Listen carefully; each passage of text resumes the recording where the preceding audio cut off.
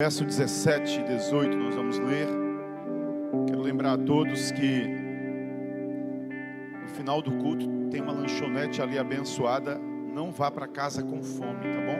Compra um lanche ali para sua esposa, para os seus filhos e abençoe o projeto Encontro com a Graça. Nós estamos trabalhando forte para que agora em junho, dias 11, 12 e 13 de junho, possamos estar levando o maior número de pessoas para esse encontro com a graça.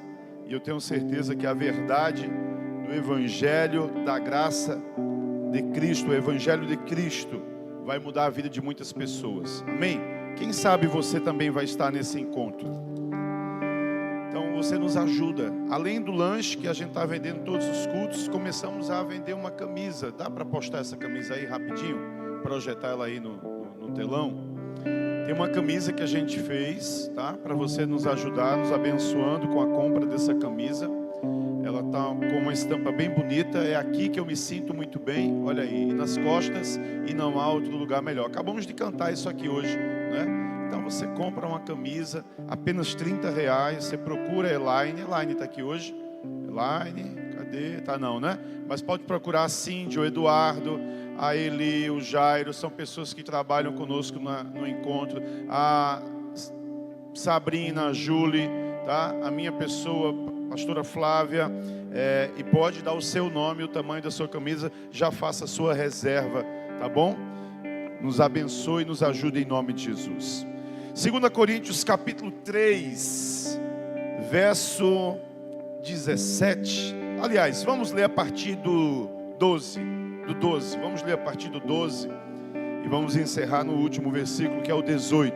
2 Coríntios 3, 12. Tendo, pois, tal esperança, servimos-nos de muita ousadia no falar. E não somos como Moisés, que punha véu sobre a face, para que os filhos de Israel não atentassem na terminação do que se desvanecia, mas os sentidos deles se embotaram, pois até ao dia de hoje, quando fazem a leitura da antiga aliança, o mesmo véu permanece, não lhe sendo revelado que em Cristo é removido. Mas até hoje, quando é lido Moisés, o véu está posto sobre o coração deles. Quando, porém, algum deles se converte ao Senhor, o véu lhe é retirado. Ora, o Senhor é o Espírito. Você pode repetir comigo? Diga: o Senhor é o Espírito. E onde está o Espírito do Senhor? Diga: aí há liberdade.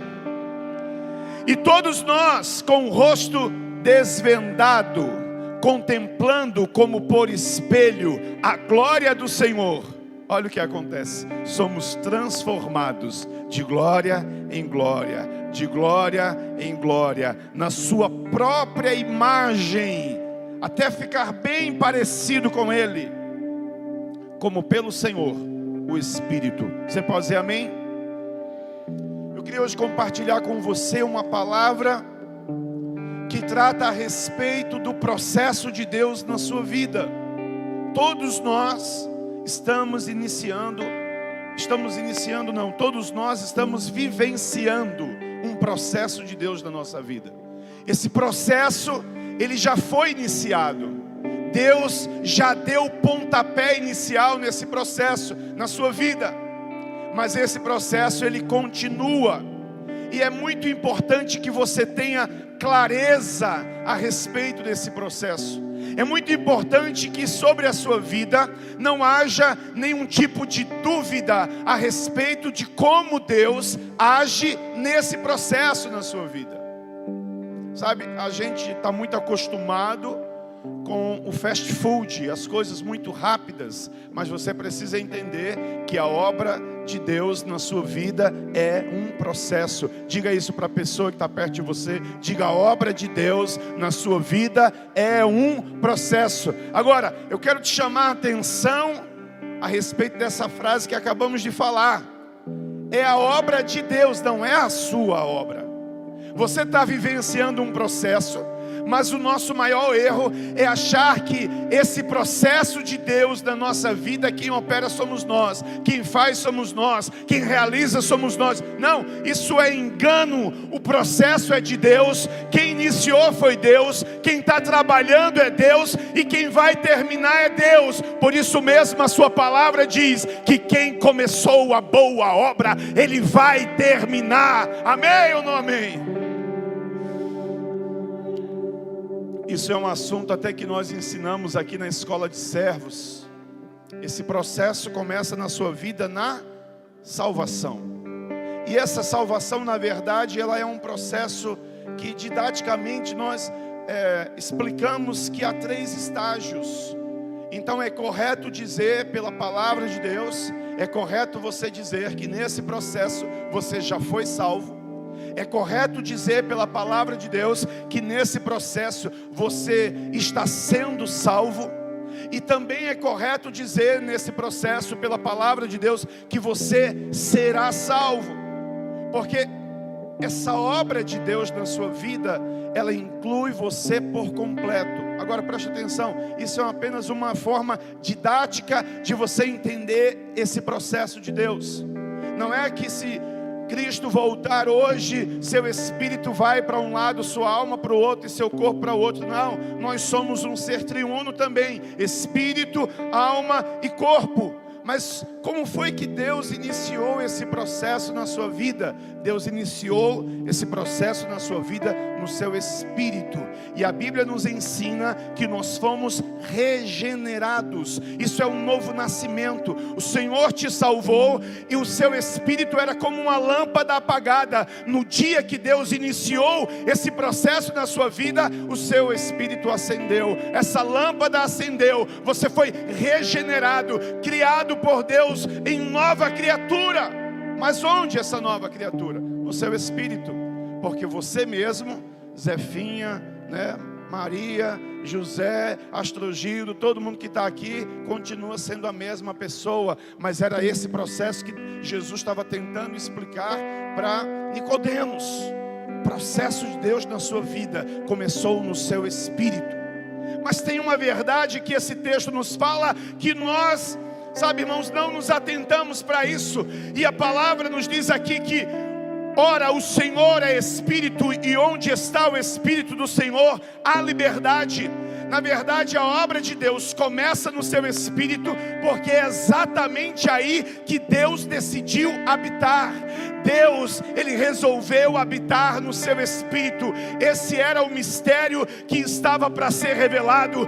Essa era a grande intenção do Senhor. Esse era o seu grande propósito, habitar dentro do homem. Poderia ter acontecido lá no Éden, porque no Éden havia a árvore da vida. Deus não proibiu do homem comer. Deus proibiu do homem comer o fruto do conhecimento do bem e do mal. Mas o homem decidiu comer errado. O homem decidiu pela escolha errada. E a Bíblia já tinha alertado. Deus já tinha dito para ele: no dia que você comer, você vai morrer.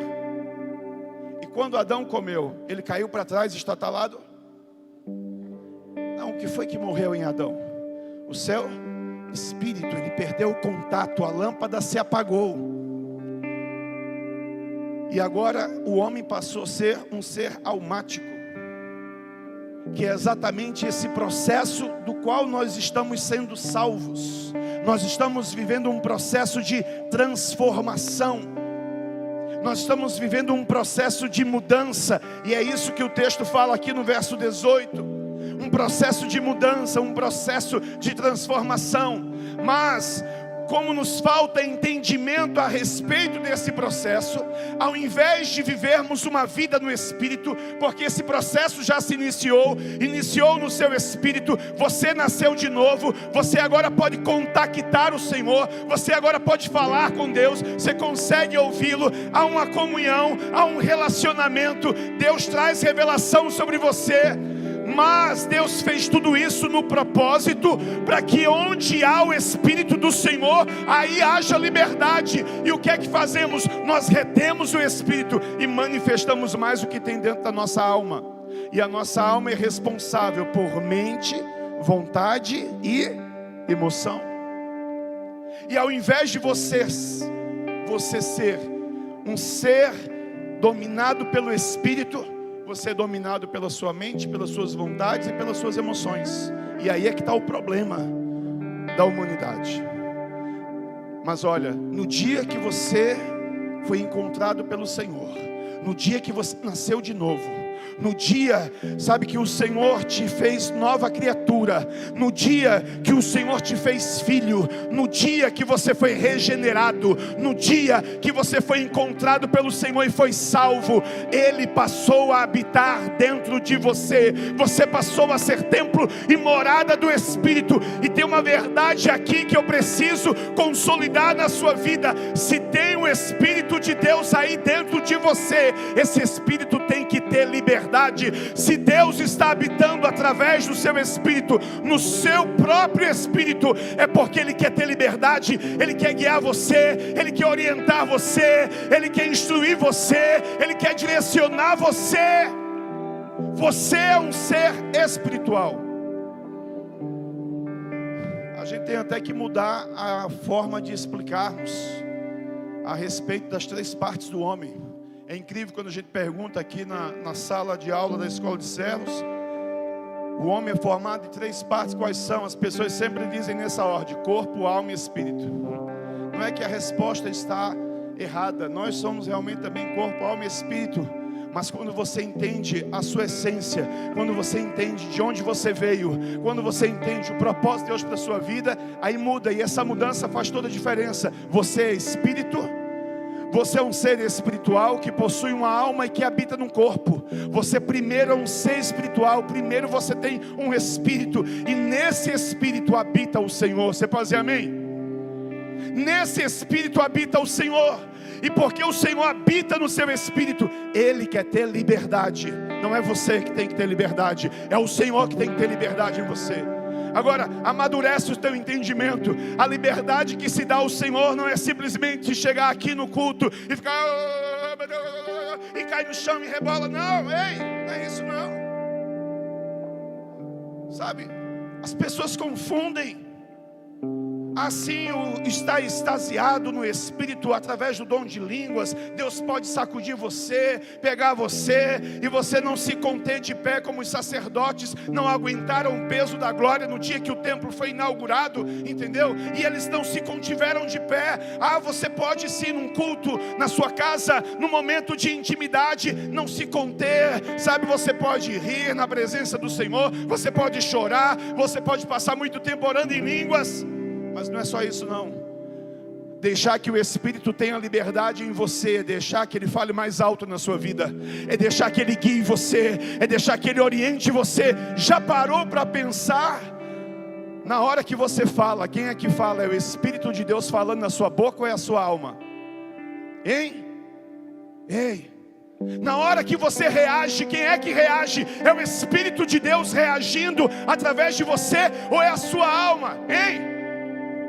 Porque nós vivemos com essa realidade todos os dias, e a gente não para perceber que estamos sempre sendo seres almáticos e não espirituais. Você é um ser espiritual. Você é alguém que contém Deus dentro de você. Deixa Deus ter liberdade na sua vida. Deixa Deus mandar em você. Deixa Deus mudar você. Deixa Deus orientar você.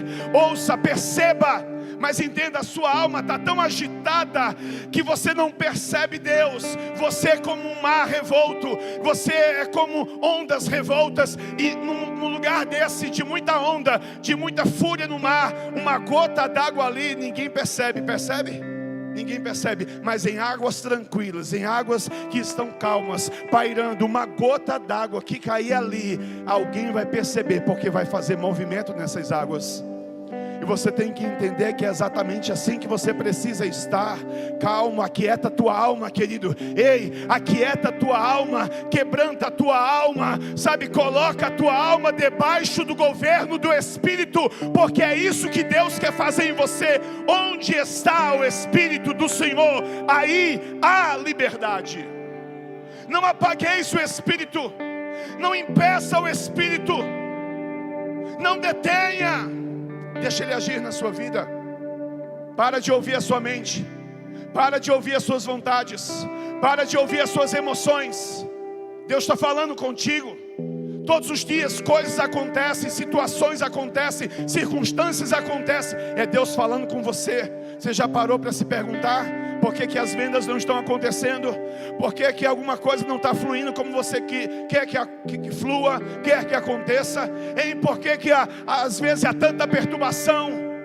É porque você parou de ouvir o Senhor e você precisa ouvir a Deus. Essa é a primeira verdade que eu preciso te dizer.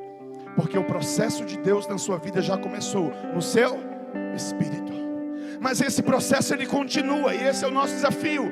Esse processo de salvação do Senhor continua na nossa vida, porque nós estamos sendo mudados, transformados. Nós fomos salvos pelo Senhor, Ele nos deu salvação. O diabo sabe que já perdeu, mas ele também sabe que a sua mente, as suas vontades e emoções continuam sendo as mesmas, até que você seja completamente mudado pelo Senhor.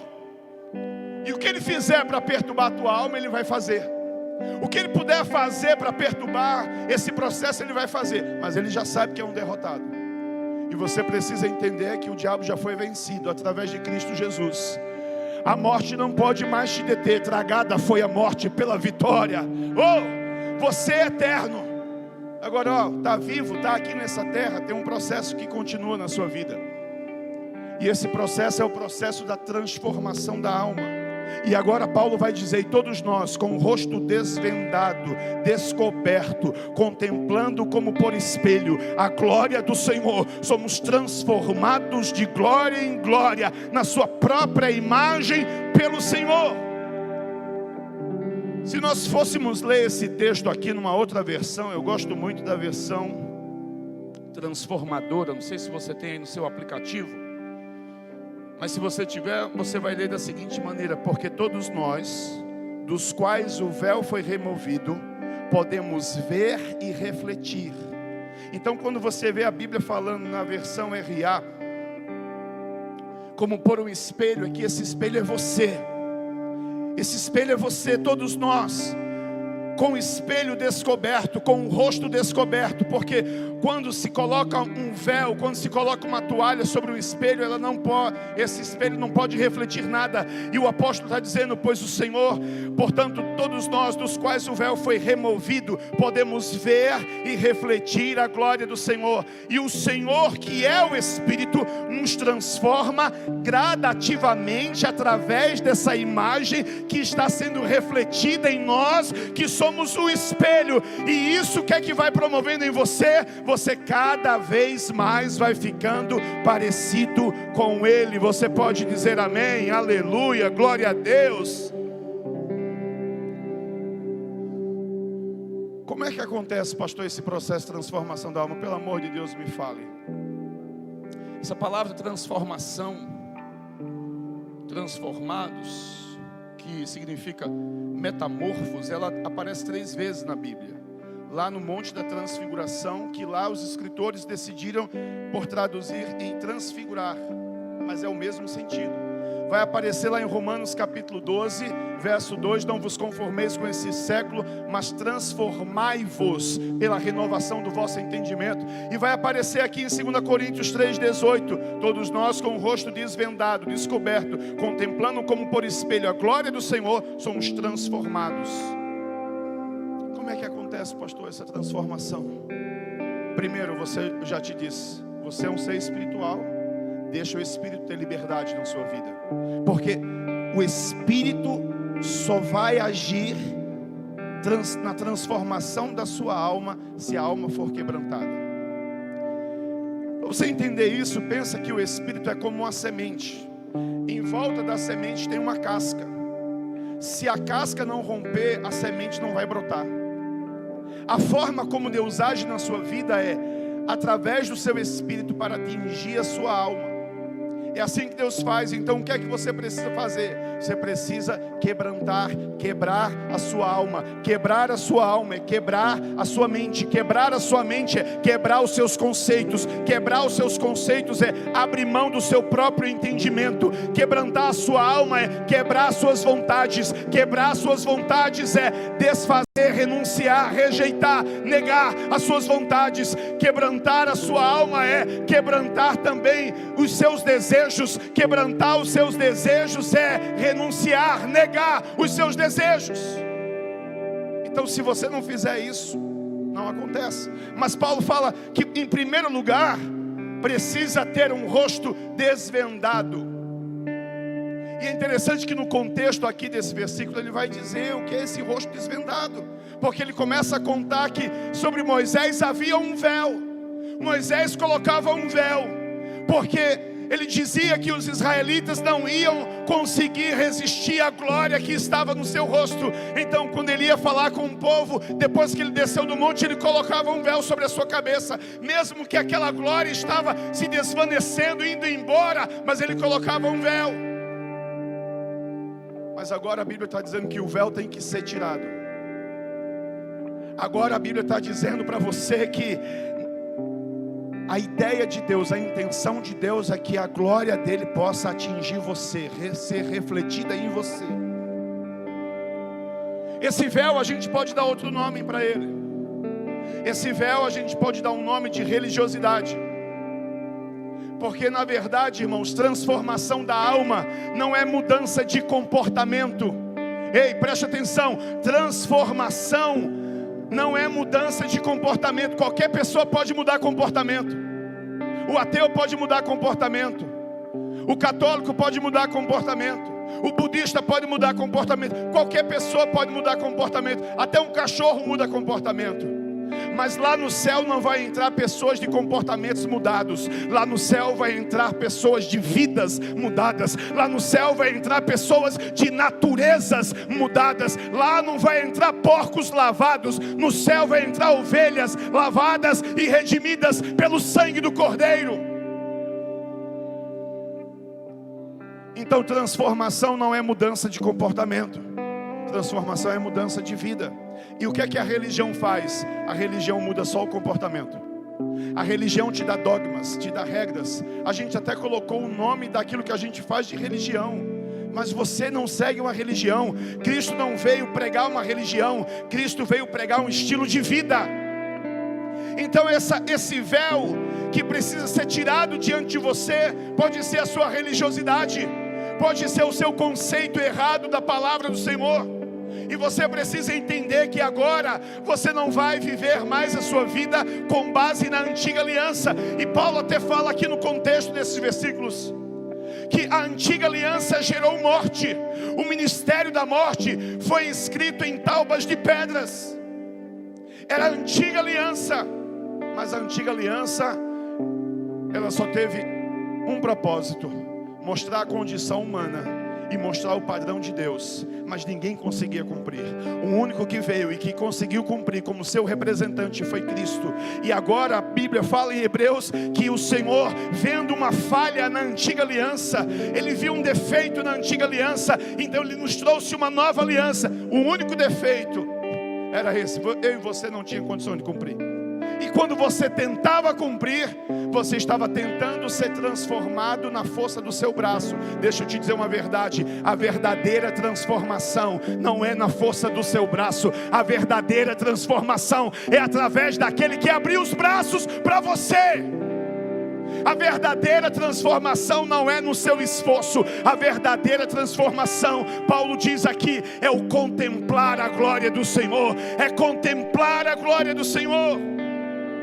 Agora, como é que se contempla? E o que é que contempla? Preste atenção. Você vai contemplar a Cristo.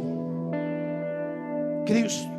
Como, pastor? Eu vou desenhar, eu vou memorizar aqui na minha cabeça, eu vou desenhar aqui na minha mente alguma coisa, como era a imagem de Jesus. A Bíblia diz que contemplando o Senhor, né, eu vou ser transformado. Como é que eu vou fazer? Será que ele tinha barba? Será que ele era loiro? Será que ele era moreno? Como é que ele era? Não é isso. As religiões fazem isso, criam uma imagem para estar diante dessa imagem. Deus pegou essa imagem que é Ele mesmo e colocou dentro de você.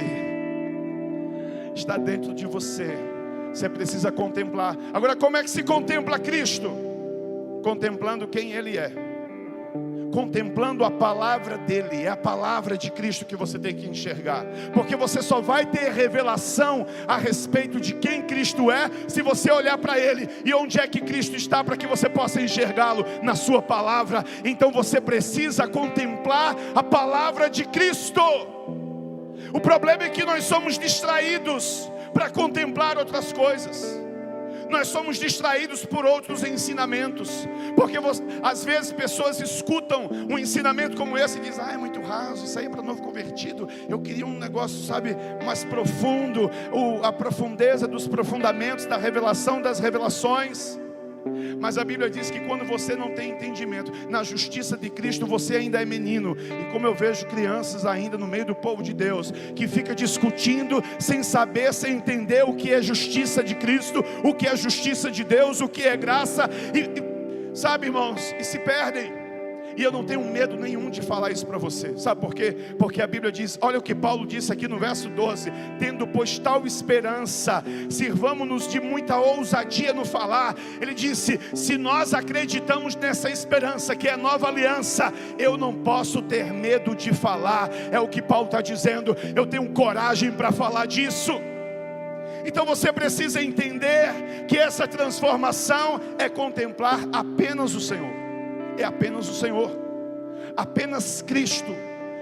O escritor de Hebreus no capítulo 12 vai dizer: ei, para de prestar atenção no embaraço, nas coisas dessa vida que tão de perto te rodeia e fica chamando a tua atenção, e olha firmemente para quem?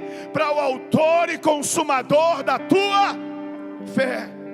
E a Bíblia diz que a fé vem pelo o ouvir, e ouvir a palavra de Cristo, porque no original é palavra de Cristo, porque somente Cristo veio trazer a revelação do Evangelho, que é o poder de Deus para a salvação do mundo. Mas às vezes a gente está distraído. Sabe quem estava distraído e não estava olhando para Cristo? Os discípulos, lá no Monte da Transfiguração. Mas antes, na verdade, Jesus chega para os discípulos no capítulo 16 de Mateus e pergunta: o que é que o povo está dizendo a respeito de mim? Ou seja, qual é a imagem que eles têm de mim? E aí os discípulos começaram a dizer: não, alguns te chamam de João Batista. Não corre nada a ver, porque João Batista ainda estava vivo lá. Como é que era João Batista? Há uns estão dizendo que tu és Jeremias, outros estão dizendo que tu és Elias. Aí ele chegou: se vocês, aí Pedro se atravessa na frente e diz assim: não, eu sei quem você é, eu sei quem tu és. Ei, olha para cá. Ele disse: tu és o Cristo, Filho do Deus. Pedro viu alguma coisa, irmãos? Pedro contemplou alguma coisa? Hein? Aí o que é que Jesus fala para ele? Disse: Simão Bar-Jonas, porque esse era o seu nome, não era nem Pedro. Simão Bar-Jonas, não foi carne e sangue que te revelou essa verdade, mas foi o meu Pai. Por isso eu te digo que tu és Pedro, ou seja, semelhante à rocha que é Jesus, e sobre esta pedra eu vou edificar a igreja. Pedro estava todo o tempo contemplando a Cristo, e ele enxergou quem era Cristo, e pelo fato dele ter enxergado quem era Cristo, ele nem percebeu, mas uma mudança já estava acontecendo na vida dele. Você pode dizer glória a Deus? Mas Pedro se distraiu depois. Capítulo 17 de Mateus, Monte da Transfiguração. Jesus está lá orando, a glória desce naquele lugar, e de repente eles veem Moisés, Elias e Jesus ali, e a glória encheu aquele ambiente, uma nuvem de glória ali, e Pedro ficou tão fascinado por aquilo, porque Pedro era fã de Moisés, e Pedro também era fã de Elias. E ele disse: Senhor, eita coisa boa, que maravilha, eu vou fazer 3 tendas, uma para ti, outra para Moisés, outra para Elias. E aí a palavra diz que antes que ele acabasse de falar, ouviu-se uma voz que bradou nos céus e disse: este é o meu filho, a quem eu tenho prazer, a ele ouvi. Deus estava dizendo: o tempo de Moisés já passou, o tempo dos profetas já passaram, que estava representado em Elias. Não tem que mais ouvir a Moisés, não tem que se mais ouvir os profetas, é para ele que é para ouvir. Esse é meu filho amado, a ele ouvi. E diz a palavra do Senhor que o coração dos discípulos se encheu de temor, e aquela glória desapareceu, e quando eles levantaram os olhos, a ninguém mais viram senão a Jesus. É somente a Jesus para você ver, meu querido. Para de ficar distraindo a tua mente, sabe, com outras coisas. Eu sei que você quer ter glória na sua mudança. Você quer dizer que é você que paga o preço. Você quer dizer que é você que se muda. Você não tem capacidade de mudar a si mesmo. Você não tem capacidade de mudar marido. Você não tem capacidade de mudar filho. Eu já desisti de mudar pessoas. Eu não consigo mudar ninguém. Sabe quem é que muda? É o poder da palavra de Cristo. Quem muda é a glória de Cristo. Quando nós apresentamos Cristo, então a mudança acontece. Porque se você pudesse mudar seu filho, você estava sendo candidato a ser um dos melhores pais do mundo. Mas você não pode mudar seu filho, você não pode mudar seu marido. Larga a mão de mudar as pessoas. Quem muda é o Senhor. Agora olha, contempla só Cristo, não contempla a si mesmo não. Porque as pessoas entendem errado esse texto. Diz, não, pastor, olha, o espelho é o Senhor. E quando nós olhamos para esse espelho, a imagem dele é refletida em nós. Não, o espelho é você.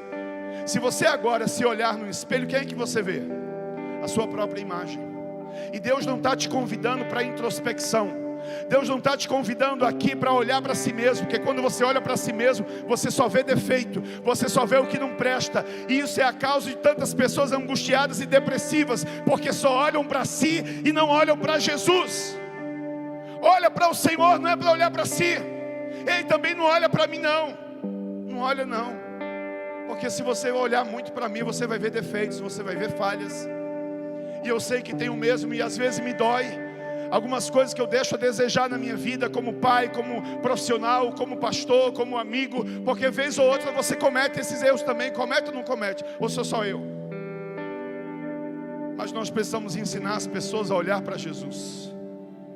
Às vezes dói em mim quando eu sei que eu faltei com algum compromisso meu. Mas o meu, mesmo sabendo da minha responsabilidade, que isso eu preciso mudar, eu preciso ensinar você nessa noite a não criar expectativa em ninguém. Coloque a sua expectativa no Senhor. Contemple o Senhor, olhe para o Senhor, e eu tenho certeza, jamais você será decepcionado. Ah, porque nenhum pastor veio aqui, porque ninguém falou comigo, porque ninguém me ligou, porque ninguém me acompanhou. É verdade, somos falhos mesmos. Se você tiver um pouquinho de paciência conosco, a gente chega lá. Mas eu quero te dizer uma verdade, eu não posso aproveitar, perder, na verdade deixar de aproveitar esse momento, quase que não sai. Eu não posso perder a oportunidade de aproveitar essa situação das minhas próprias falhas e te dizer, não olha para mim mais, olha para o Senhor. Porque quando você olhar para o Senhor, quando você se posiciona diante do Senhor, você é o espelho, você se posiciona diante dele, diante da sua palavra, diante de quem ele é, em intimidade, em oração, em adoração, sabe, fazendo a sua parte é cooperar. Não é você que vai realizar essa mudança, você apenas coopera. Como é que você coopera? Tira o véu, você é espiritual, deixa o Espírito ter liberdade em você, se posiciona diante de Cristo, a imagem dele vai refletir em você todos os dias, de glória em glória. Hoje um pouco, amanhã mais um pouco, a semana que vem um pouco mais, mês que vem um pouco mais, e a mudança vai acontecendo na sua vida sem que você perceba. Daqui a pouco as pessoas olham para você e dizem, rapaz, como tu mudou? Eu disse, não mudei não, só mudou, cara. Antigamente, se alguém fizesse isso contigo, falasse o que esse cara falou, tu metia a mão na cara dele e tu ficou aí, calmo, cara, tranquilo, tu mudou demais. As pessoas vão olhar para você e dizer como você está mais edificado, como você está mais forte, como você está mais firme. E você não vai entender, sabe por quê? Não é obra sua, é obra de Deus na sua vida. O que é que você tem que fazer? Contemplar, desfrutar, se colocar diante dele. Mas esse contemplar não é ver simplesmente. Eu estou vendo todos vocês, mas não estou contemplando ninguém aqui. Porque contemplar é ficar embebecido, sabe, por aquela visão, sabe, é ficar deslumbrado. Igual quando um turista chega diante de uma paisagem que nunca viu, ele olha e diz, nossa, nunca vi isso na minha vida. Já parou para pensar que de vez em quando você recebe isso na sua vida, através de uma palavra, de uma pregação, de uma ministração, você fica, nossa, que palavra, nossa, Eu nunca tinha parado para perceber isso, para prestar atenção nisso. Até já conhecia, talvez o meu espírito já até sabia disso, mas eu não tinha destravado isso na minha mente. E aí nós até já aprendemos muitas frases de efeito. Uma chave virou na minha vida quando eu ouvi o Senhor, quando Ele falou isso comigo, alguma coisa mudou. Eu quero dizer o seguinte: todas as vezes que você vier para a igreja, permita que Deus mude alguma coisa em você. Sabe, mês que vem você não será mais o mesmo, no próximo culto você não será mais o mesmo, no próximo ano você não será mais o mesmo. Agora tira o véu, deixa o Espírito ter liberdade, se posiciona diante dEle, e a glória do Senhor vai impregnar na sua vida para a mudança da glória de Deus. Se você crê nisso, diga amém, diga aleluia e aplauda o nome do Senhor. Se coloca de pé no seu lugar em nome de Jesus.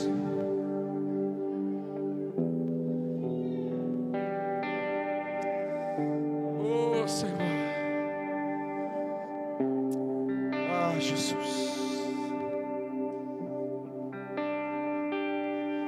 deixa a glória mudar você, deixa o vento soprar, deixa a glória cair.